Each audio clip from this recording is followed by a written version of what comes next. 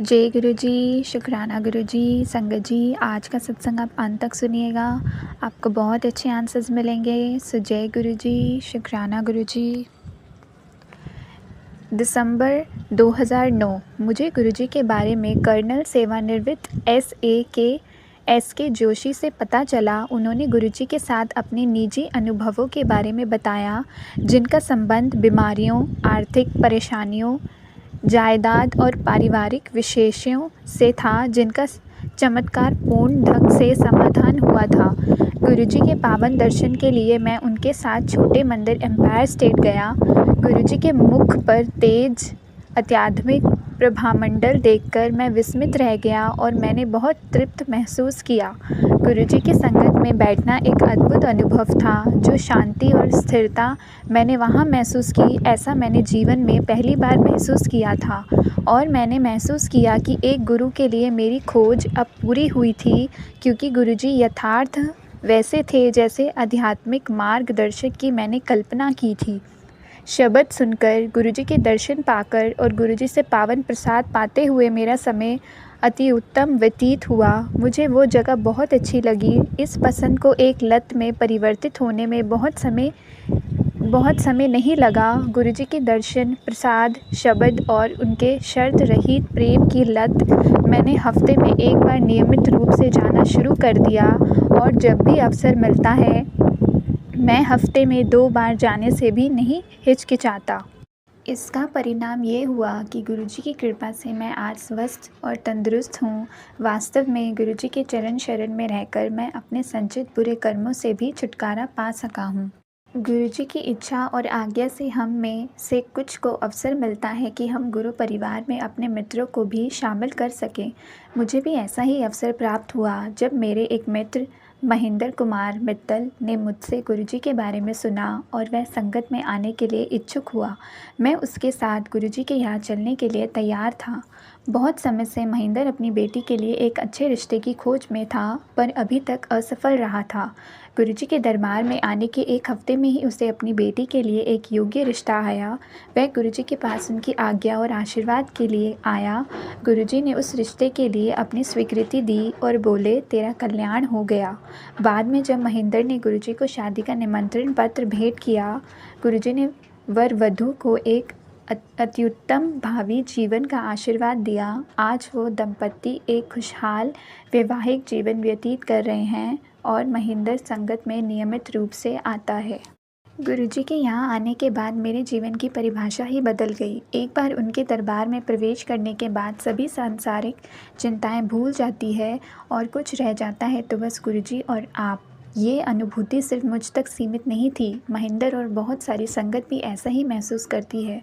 गुरुजी की महासमाधि एक घोर सदमा था जिसने मुझे अंदर तक हिलाकर रख दिया, परंतु ये अनुभूति कि गुरुजी अभी भी हमारे साथ ही हैं, अपना आशीर्वाद और प्रेम हम पर बरसाते हुए, मुझे जल्द ही हो गया। मंदिर में गुरुजी की खुशबू और जीवन के हर पहलू में उनका आशीर्वाद पूर्णतः स्पष्ट है। करीब 4 महीने पहले गुरुजी ने मुझे सपने में दर्शन दिए और अपने अनोखे तरीके से मुझे बुलाकर बोले, ओए गोयल इत्थे आ, संगत विच जाना ना छड्डी। गुरुजी के दर्शन हमेशा मुझ में जोश भर देते हैं और मेरी स्मृति में अमित रूप से छपे हुए हैं। साथ ही मैं उनकी आज्ञा का हमेशा पालन करूँगा। गुरुजी हमारे बीच ही हैं और हमसे प्रेम करते हैं और अपनी कृपा उन पर बरसाते रहते हैं जो उनसे जुड़े हुए हैं।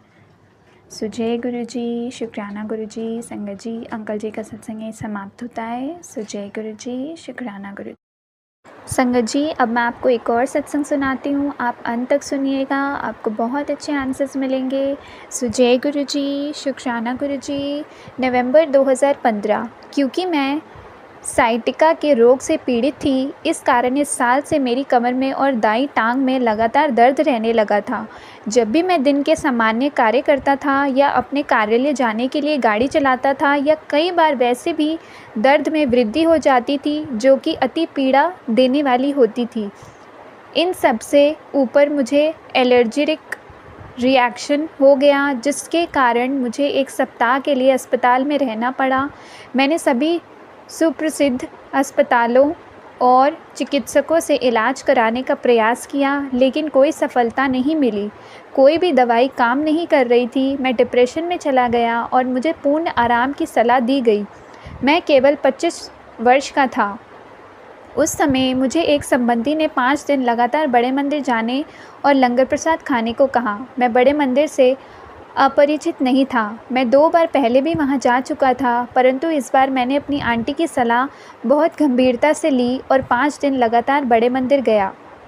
मुझे बहुत आश्चर्य हुआ कि मैं बगैर अधिक दर्द के गुरुजी के आश्रम गाड़ी चला के जा सकता था। 1 सप्ताह के भीतर मेरा दर्द काफ़ी हद तक कम हो चुका था। मेरा विश्वास गुरुजी में दृढ़ हो गया और तब गुरुजी ने मुझे स्वप्न में दर्शन दिए और कहा, जा तेरा कल्याण कित्ता। मैंने इस वाक्य वाले कई सत्संग पढ़े थे, लेकिन जब मैंने स्वयं गुरुजी से इसे सुना तो मेरे रोंगटे खड़े हो गए।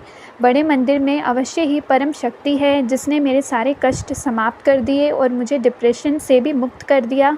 गुरुजी आपका धन्यवाद। संगत जी, अंकल जी का सत्संग यहीं समाप्त होता है। सो जय गुरुजी, शुक्राना गुरुजी।